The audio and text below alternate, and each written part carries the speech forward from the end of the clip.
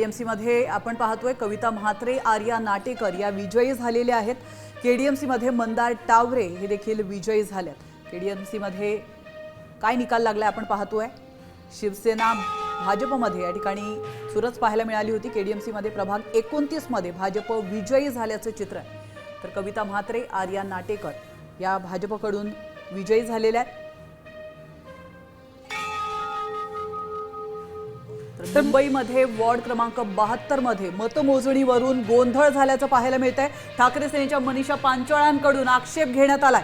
मनीषा पांचाळांच्या आक्षेपामुळे निकाल रोखण्यात आलेला आहे। या क्षणाची महत्त्वाची ब्रेकिंग। ममता यादव भाजपच्या उमेदवार आहेत, मात्र या ठिकाणी गोंधळ निर्माण झालेला आहे।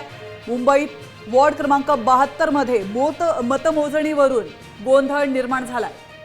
ठाकरे सेनेच्या मनीषा पांचाळ यांच्याकडून आक्षेप घेण्यात आलेला आहे। मनीषा पांचाळांच्या आक्षेपामुळे या ठिकाणी निकाल रोखण्यात आलेला आहे।